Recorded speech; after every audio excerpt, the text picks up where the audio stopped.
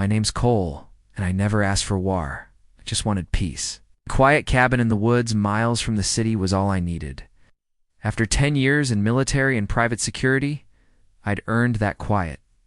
No more sirens, no more operations, just trees, firewood, and freedom. But I didn't realize that peace has enemies to end. They wear cardigans. It started simple. I bought the land in a gated rural community. It wasn't fancy, just a dusty mountain HOA with tight rules and nosy eyes.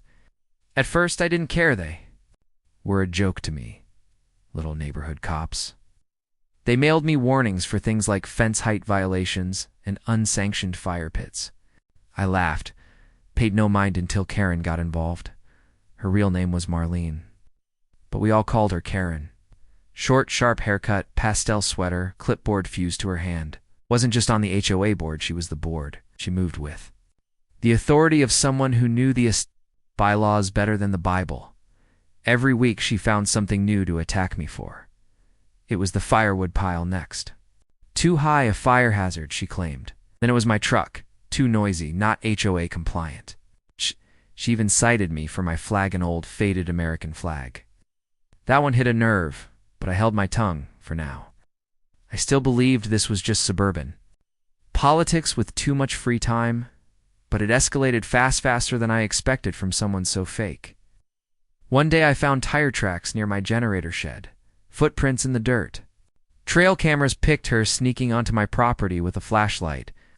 When I confronted her, she denied everything and filed a complaint.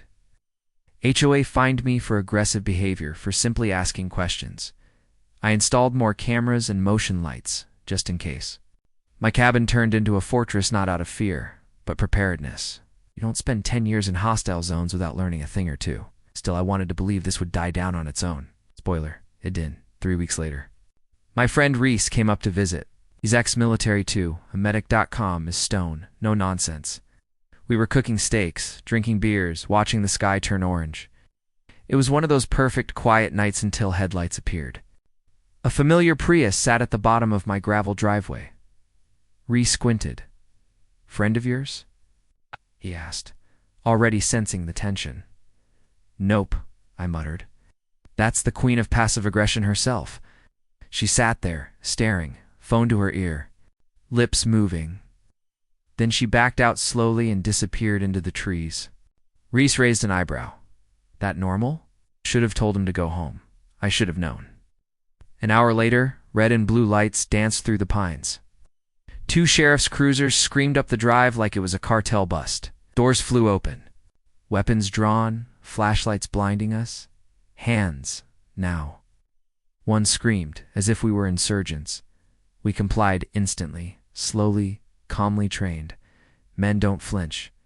I shouted, "We live here. This is a mistake." Reese kept his hands high, voice even, unarmed, just grilling. It didn't matter. Karen's call set the tone already. They had fear in their eyes, and Karen's words in their ears. Dispatch claimed 2 armed men trespassing, threatening homeowners. She framed us like bandits squatting on someone else's land. But this was my property. I had paperwork, deed, everything. None of that mattered in the moment, just perceived threat. That's the power of a 911 lie. The next part happened fast. Fast, I still replay it. An officer shouted, "He's reaching!" As Reese pointed at the grill. He was turning the propane off, not reaching for a weapon. But panic took over, and a shot rang out. Reese hit the ground, bleeding from the shoulder. The scream I let out didn't sound human. I dropped beside him, hands up, shouting for help. "Medic." I barked, instinct kicking in, then realized he was the medic. The officer who shot him stepped back, eyes wide, shaking. Another yelled, "Secure the scene!" As if we were criminals, they cuffed me. Reese lay moaning, clutching. His arm, it wasn't fatal, but it was close. They searched my property without a warrant, tore through gear. Found nothing illegal, because there was nothing illegal. But the damage was done. Karen had won almost. They released me 2 hours later after verifying ownership. Reese was taken to the ER in stable condition. Sheriffs muttered apologies then. Nervous? covering their asses, and Karen, she was nowhere to be found. I later learned she was sipping tea at home, smug as hell. That night, I didn't sleep. I reviewed footage over and over. Karen had trespassed again before calling 911 with blatant lies. I had camera proof of everything, even her face through the trees. I also had something else, connections most people don't. It was time to flip the script. You see, after retiring, I formed a private response team. Licensed, trained, legal used, mostly for high-end property security. We weren't mercenaries, but we weren't rent-a-cops either. We did ops for VIPs, corporations, even the occasional state contract. And now, for the first time, I'd use them personally. I called 3 of my top guys, Dev, Marcus, and Ty. Dev was tactical lead, former Delta Force, sharp and silent. Marcus handled comms, had a tech rig better than most agencies. Ty Breacher, big dude, energy of a rhino in a riot. They arrived by morning, no questions asked. We met at the nearby ranger station I sometimes used. Mapped the HOA building basic, office near the community center. I'd filed trespass complaints, harassment reports, and now attempted murder. But the sheriff's office was slow, and Karen still roamed free. So we planned to lawfully detain and report her with footage, body cams. On, legal paperwork printed, gear checked, and light. No, guns just, tasers, cuffs, vests, and cams. We approached at 10 a.m. while HOA board was in session. Locals stood around in sun hats and lawn chairs, clueless. We walked straight in, calm but firm. "Is Marlene Boyd present?" Dev asked, voice loud, clear. Karen looked up from the head of the table, froze. I stepped forward, badge in hand.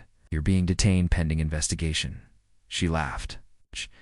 "You can't do that. This is harassment." Marcus spoke next. "Everything is being recorded. Don't resist." Of course she resisted, because of course she did.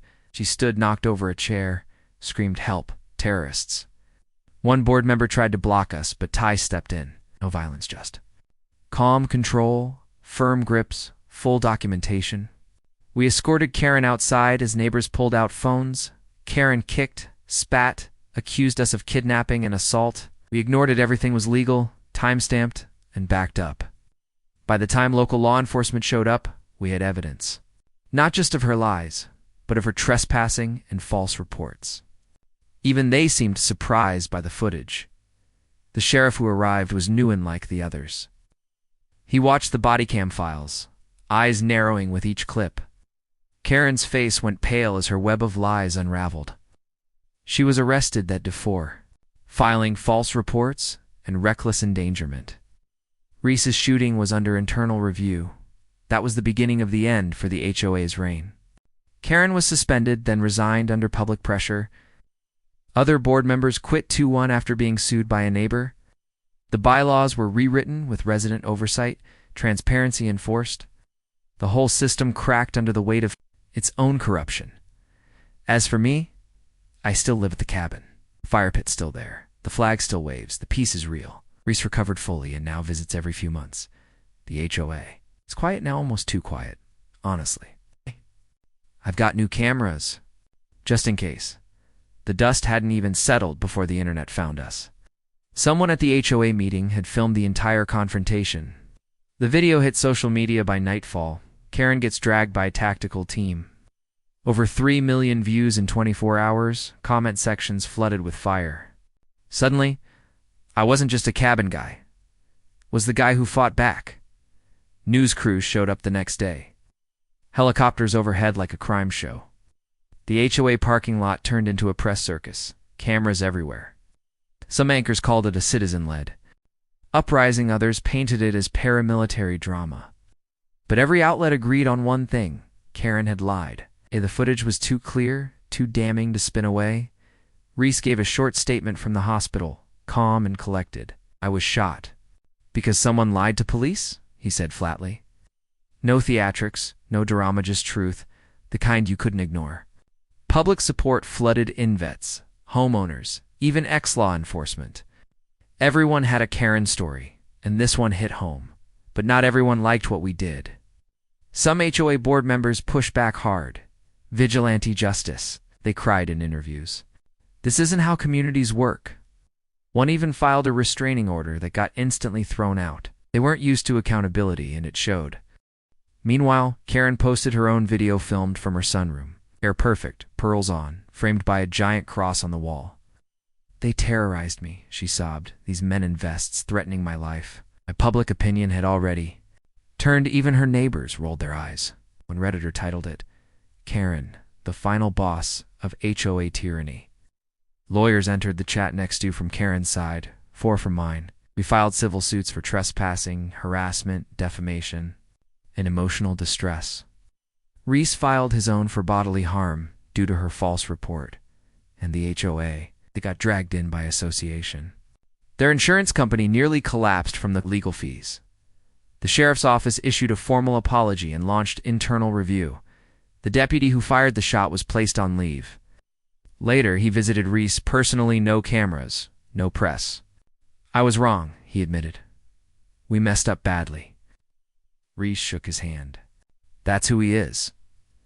With Karen out, the board floundered like a ship with no wheel.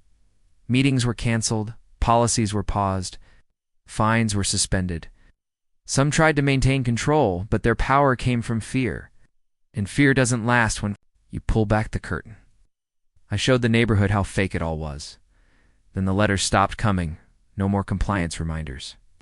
Neighbors who once stayed silent started waving when they passed. One even dropped off cookies with a thank you note. They'd been under HOA pressure too, but were too afraid to fight.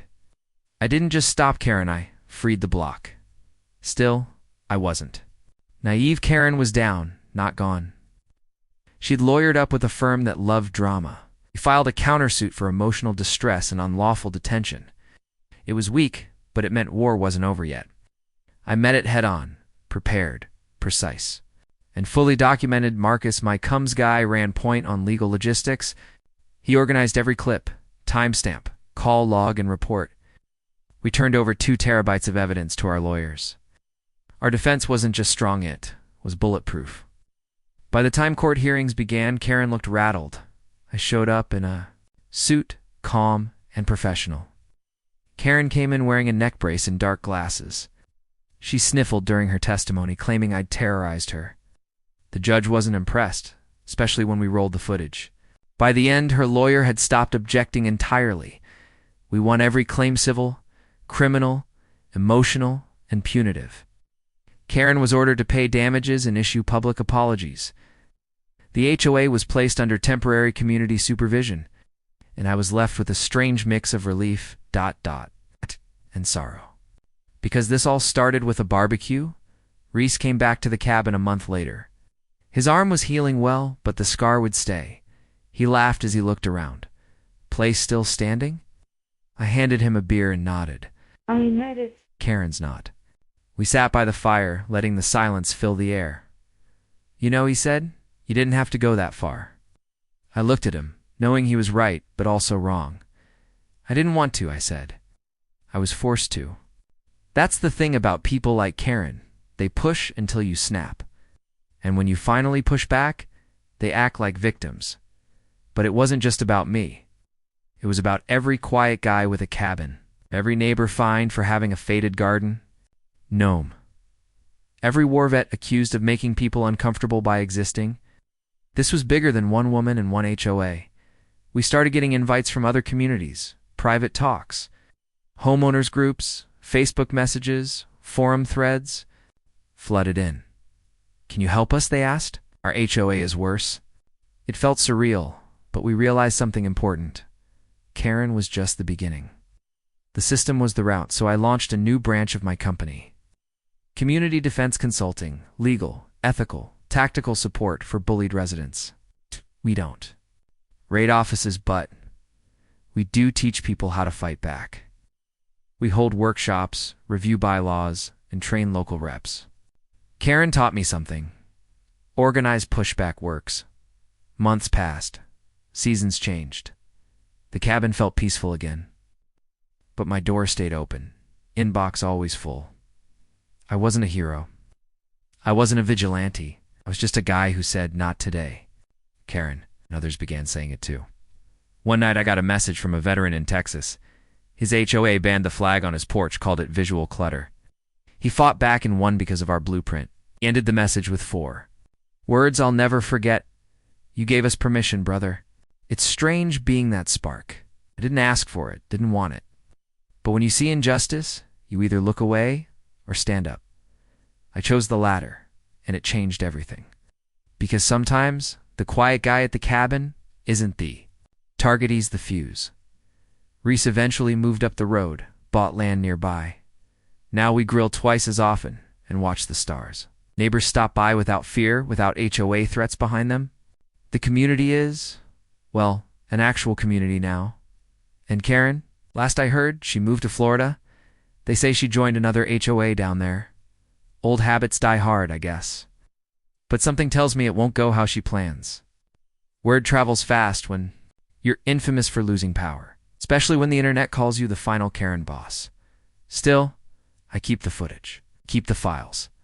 Not out of spite, but as a reminder of what happens when lies meet truth. When power is unchecked and justice knocks back.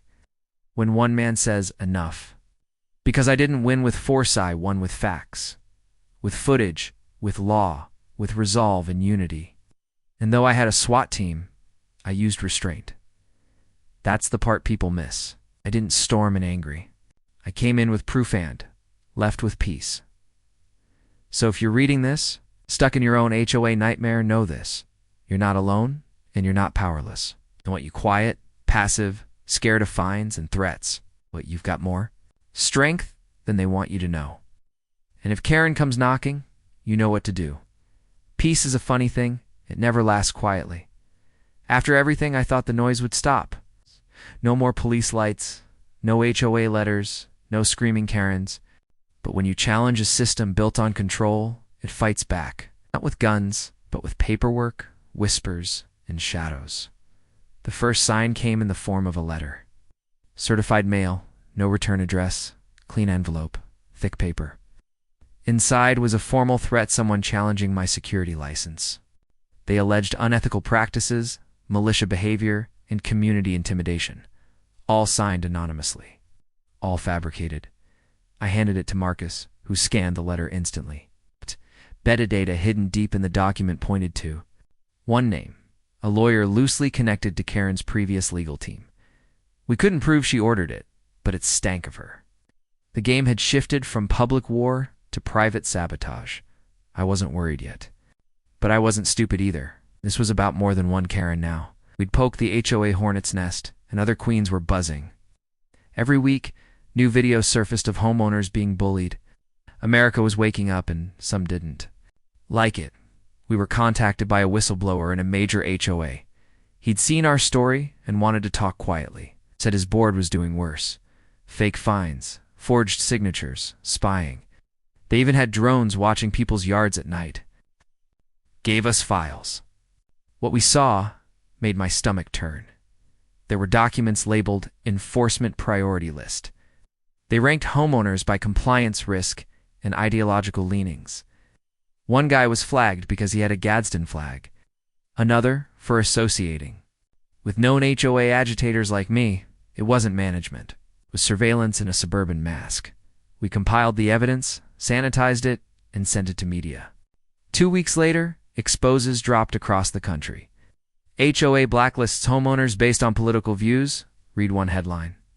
Our inbox exploded stories from veterans, elderly, single parents. People tired of being policed for owning a rusty mailbox. She claimed she was misunderstood, targeted by male aggression, and suffering PTSD. The host tried to keep it soft, but the comments weren't kind. Most called her out, referencing timestamps, court transcripts, body cam footage.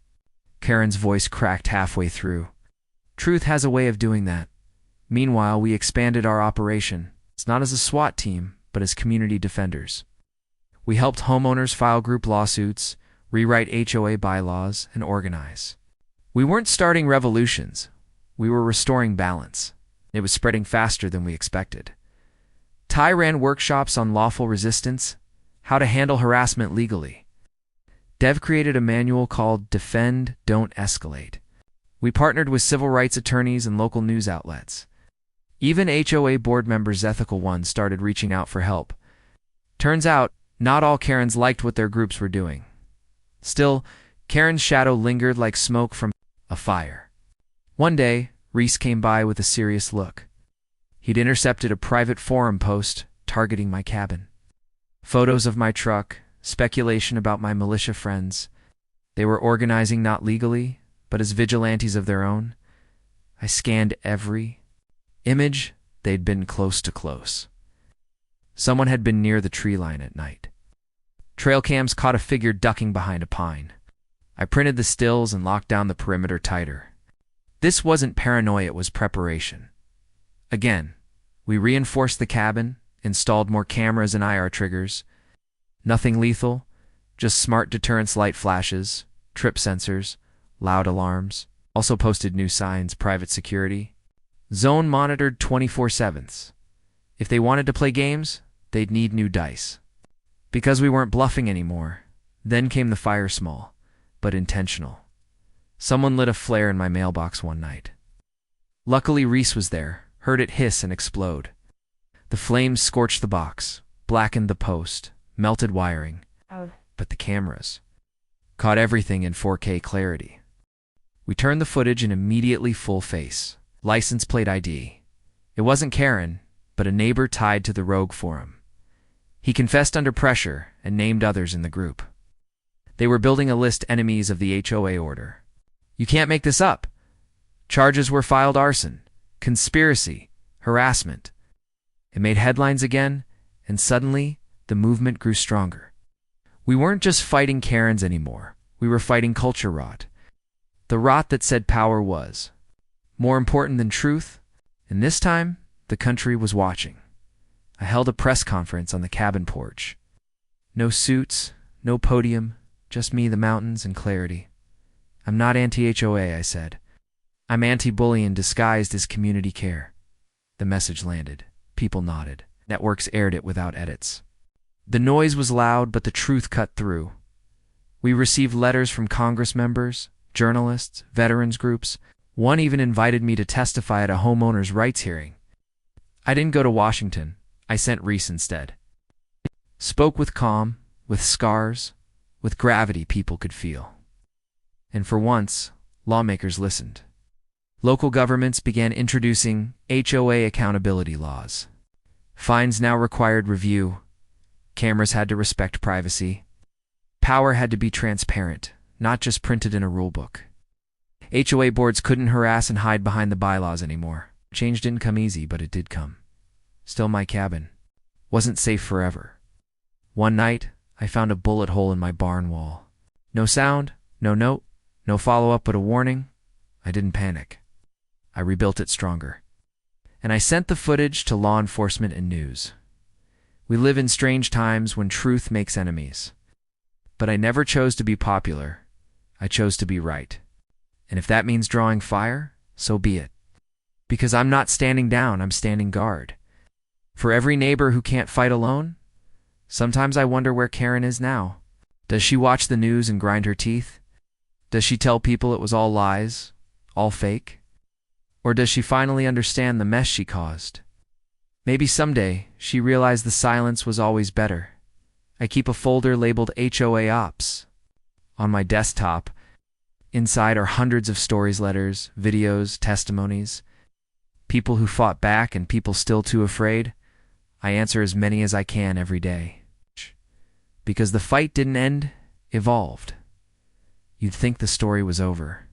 Now, but no, every week brings something new. A woman fined for her disabled husband's ramp. A father sued for letting his kids draw chalk on the sidewalk. This isn't fiction, it's suburbia's hidden civil war. But we're changing that. One call at a time. One porch visit. One court hearing. One camera roll. And soon, I won't need to lead this charge anymore. Because the people will know their rights and how to fight back. And that's the real victory. Reese and I still grill. Every other Sunday. No drama now. Just steak, dogs barking, laughter. Neighbors sometimes join, bring their own drinks and stories. The cabin's not a battleground anymore. It's a symbol.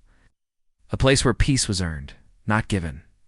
And so this chapter ends, not with revenge, but with resolve. Not with a gunshot, but with a fire pit crackle. Not with fear, but with freedom. Because if you stand up once, others will follow. And that is how you win against Karen. It's strange how quickly chaos can become memory. The flashbang moments fade, but the quiet aftermath lingers. The cabin's still, birds chirp again, wind brushes the trees. Yet beneath the calm, something always feels loaded like silence armed. This isn't paranoia, it's experience. Experience remembers. 6 months had passed since the fire, the trial, the fallout. Karen had gone quiet, her legal roots exhausted and her name tainted. Reese was healing, both physically and emotionally, step by step. And I was trying to live like it was just a cabin again. But reminders crept in like weeds. The mailbox still leaned slightly, charred at the bottom. No amount of sanding could erase that memory. Even the new fence tie-in I built felt reinforced. We made it tougher, taller, not because we feared, but because we learned. People forget. Structures don't. I started waking up before dawn again, not from noise. Habit, muscle memory from missions, from war, from conflict. I'd sit on the porch with black coffee and watch the sun rise. Most mornings were uneventful. Some felt off. Once I found fresh boot prints near the shed. They weren't mine. They weren't Reese's. They were too narrow, too recent, too deliberate. I followed them halfway down the trail until they vanished. Nothing stolen. No note, no camera triggers fired. But someone had come close and left on purpose. I filed a report with the sheriff. They noted it, shrugged. No damage, no crime, just tracks. But I knew enough to listen to signs others dismissed. There's a language to subtle threats, silent, calculated, patient, and this one was fluent in it. I upgraded the cabin again. Floodlights with smart sensors. Reese joked it looked like Area 51 when they triggered. I didn't laugh. I just handed him a rifle scope. If they're watching, I said, let them know we see. Deterrence only works when it's visible. Meanwhile, the movement we'd started kept growing. A town in Ohio voted to disband their HOA completely. Another in Arizona replaced their board with a resident council. Even Florida passed new legislation limiting HOA surveillance power. We were winning battles in places we'd never stepped. I flew out to speak at a community defense summit. It felt surreal me in front of hundreds of people. I wasn't a politician. I wasn't a lawyer. Just a guy who got pushed too far and pushed back harder. But maybe that's exactly what they needed to hear. I spoke about Karen, about the lies, about the bullet. I played clips from the body cams, the court, the raid. Some gasped, some cried, some just nodded like they knew. When I finished, the room didn't clap. They stood. Not for drama, for understanding. Afterward, an older man approached with tears in his eyes. He showed me photos his wife fined for painting their porch blue. They fought the board, lost their savings in court, and moved out. Was crazy, he said. But you showed me I wasn't. That stuck with me longer than the applause. The truth is, Karen was never just one person. She was a symptom of a system designed to suppress expression, independence, difference, even pride. What started as neighborhood order had become a hierarchy of fear. People were sick of it. Back at the cabin, I tried focusing on life again. Small things: stacking wood, fixing leaks, feeding the neighbor's dog. Reese brought over a telescope, said I needed new hobbies. We drank whiskey and looked at stars we never noticed before. Peace felt real but fragile. Then came the letter. Again, no name, no return address, just a note typed stiff tone. You haven't been forgotten. Inside was a photo of me on my porch. Same clothes as last Thursday. Same coffee cup in hand. My heart didn't race. It slowed. The image wasn't threatening. It was surgical. Framed perfectly, mid-sip, unaware, exposed. No weapons in frame, no fences, just me.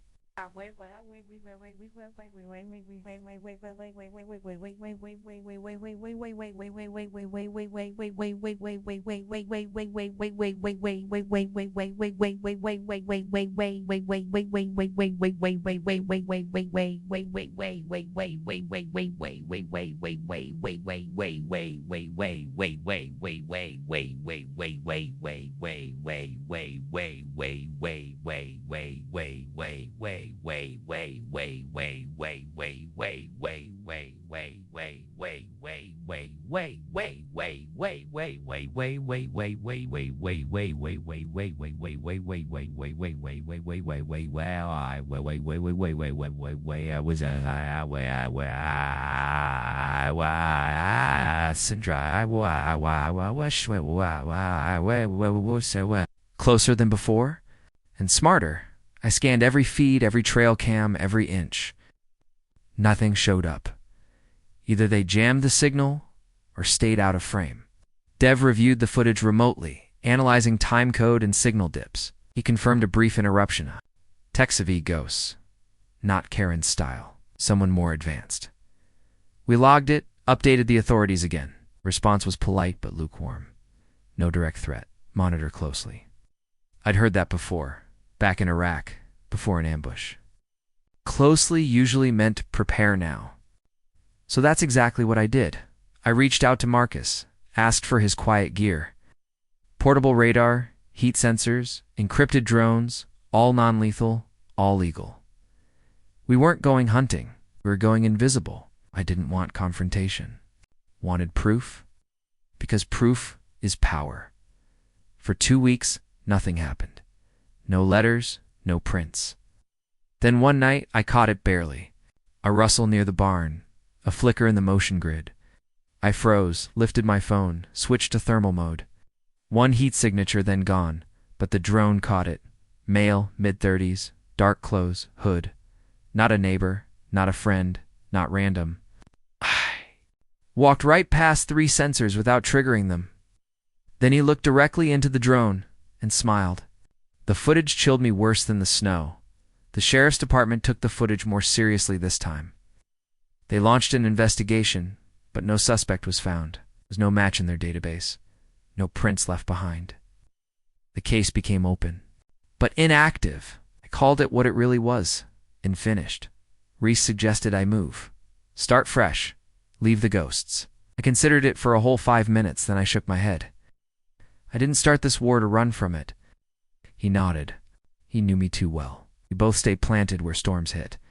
In the meantime, I installed a new system. Passive watchers. No alerts, just recordings that streamed straight to cloud servers. If something happened to me, it would all go live instantly. Failed dead men, switched digital insurance against silence. Because shadows don't like exposure, we also revamped the outreach program. More security consults, more training, more legislation support. Reese took over the legal side full-time. Dev began teaching strategic de-escalation at city councils. And Ty, he's building safe rooms for families under HOA attack. Every now and then, we still get threats, veiled ones.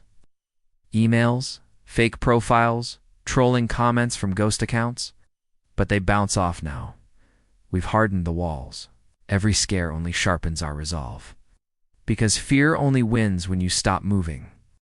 I took one final step in open video statement. It's posted online, shared through networks, uncut and unscripted. To whoever's watching me, photographing me, tracking me, ... I'm not afraid. I'm not hiding. And I'm not alone anymore. It went viral in 2 days. People called it brave. I called it insurance. Because if something happened again, the world would already be watching. Karen taught me that truth has weight, but visibility is armor. They can't smear you if you're already transparent, and no one fears the dark once they hold a torch. So here we are, again me, the cabin, the cold. The fire crackles low, the dog snores at my feet. Everything feels still, but nothing feels safe. And maybe that's okay. Maybe peace isn't comfort. Maybe it's knowing you've already survived worse. I don't wait for danger anymore. Prepare for it. I don't react or respond with clarity and calm, and I don't fight alone. Not anymore. We built a network from ashes, and it's only getting stronger. Karen may be gone, but others will rise. Power loves a vacuum, and silence invites control.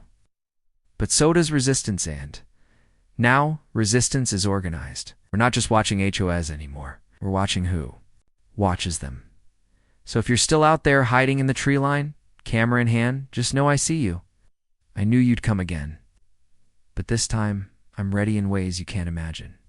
And when you make your move, so will I not, with fear, with facts, and fire. There's a sound the woods make when something's about to happen. Not loud, subtle. Stillness. A hush like everything's holding breath. I heard that sound again. One night in late autumn, it's a kind of night where you can see your own breath inside the cabin. Something in the air wasn't right. Reese was out of town, visiting family for the first time in months. Ty was working a construction job 3 states away. Dev had gone dark, consulting for a security firm overseas. For the first time while I was alone, truly alone, and that's when they came. It started with a drone, not mine. A black quad, silent rotors, hovered just above the tree line. No lights, no ID, just a slow, eerie pass overhead. I tracked it with thermal, watched. It looped twice. Then it vanished over the ridge. I didn't sleep that night, didn't even blink. I sat at the table with every camera screen open, back door locked, rifle chambered, coffee going cold. There was no panic, only focus. This wasn't new. Been here before, it's just not here. The next day the mailbox was gone. Not broken gone, uprooted, dragged, disappeared. I found tire tracks near the edge of the road. Tassette's one truck, one sedan, stopped for 10 minutes. Long enough for someone to leave a message, so I gave one back. I uploaded the drone footage. To every major HOA group, no commentary, no accusations. It's just a question. Anyone recognize this? Within 2 hours, the replies flooded in. 4 separate homeowners said the same thing. We've seen it too. Something was brewing. Something coordinated. It stirred a nest we hadn't seen before. Karen had been a symptom, but this felt like a network. Not one HOA, not one town. A shared mindset. A silent coalition. I started digging quietly. Thoroughly. Marcus helped remotely, bouncing through layered proxies and forums. We found private Slack channels, locked Discord servers, coded hashtags, a group calling themselves Order Through Structure. Their goal? Restore compliance by any means. They weren't just HOA board members. Some were former security, officers, city inspectors, retired law enforcement, people who believed order meant control and freedom was a threat. They called us the chaos spreaders. And I'd been marked as a primary agitator. The drone, just surveillance, the missing mailbox, a warning, but the next part wasn't symbolic. They hit one of our allies hard. A community leader. In Texas, woke to slashed tires, dead pets, smashed windows. No proof, no prints. Just silence and fear. We reported everything to the FBI. They listened, took notes, promised to monitor. But we knew how bureaucracy worked at moves like mud. So, we tightened our network. Reese flew home early. Dev rerouted his contract and came back quietly. We went into red phase. Low visibility, high alert, encrypted channels only.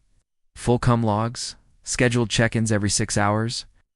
Each of us wore body cams, streaming to offsite servers.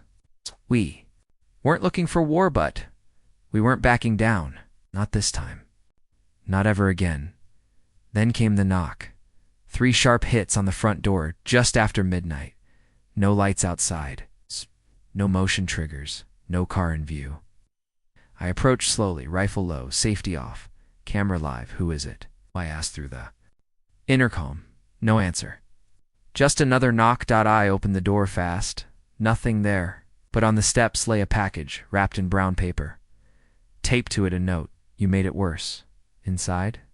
A stack of printed photos of me, Reese, Dev, Ty, taken from a distance, annotated, labeled. They had our names, locations, habits, where we shopped, where we trained, where we relaxed. I felt my chest tighten, not in fear, but clarity. It wasn't a warning anymore, it was a blueprint. They were planning to do something. We met that morning in the safe room beneath the cabin. Concrete walls, steel door, encrypted uplink, backup power. It wasn't overkill. It was insurance. It was allayed. The photos out on the table. Reese looked at them and said, "We go now." We organized quickly. No flashy gear this time. Just cameras, permits, legal filings, and security detail. We had one target, a known meeting site tied to order through structure. An office. Space listed as a community management consultancy. Front company. We had proof. Ty and Dev ran surveillance for 72 hours. People came and went. All looked clean until nightfall. That's when the black van showed up. Boxes carried inside. Men in unmarked uniforms. This wasn't just a neighborhood group. It was militarized. We compiled everything: video, audio, maps, timestamps. Then we handed it to the one agency we trusted, the Bureau of Domestic Extremism Response, recently formed. They took one look and said, "This goes up the chain." Within 24 hours, the place was raided. 22 arrests, computers seized, plans uncovered. Turns out they weren't just targeting US, they had lists. For compliance enforcement, they had templates for fake citations, legal traps, even surveillance drones. Their goal was nationwide slow takeover of private neighborhoods. The media exploded with the story: HOA extremism, civil overreach, domestic targeting. Our faces were everywhere again. But this time we weren't framed as vigilantes. We were called what we really were. Whistleblowers. Karen even gave a comment. "I warned people about him," she told reporters. Then she added, "Maybe now they'll listen to me." Public reaction was swift and brutal. She deactivated all her accounts within 48 hours. The dust settled, but not the mission. We turned our team into a nonprofit: civic guard, free legal, help security audits, community education. We didn't just fight HOAs. We trained people to lead them, ethically, transparently, humanely. Reese bought land and started his own cabin nearby. Dev built an app for whistleblowers. Ty launched a podcast called Blockwatch. Marcus went full-time with data protection services, and me. I finally rebuilt the mailbox. I kept the burned one in the barn, my own war trophy. A reminder that silence almost won. A reminder that power unchecked always circles back. But mostly a reminder that I didn't break. Because they pushed the wrong guy too far. The cabin's still quiet now, mostly. Birds return, coffee warms, wood crackles in the pit. But I listen to the stillness more carefully than ever. Not with fear, with respect. Because peace without vigilance is just a pause. And if they ever come knocking again, I'll be here, watching. Prepared.com. And behind me, not a team, a movement. Because one Karen may have fired the shot. 1,000 more heard the echo.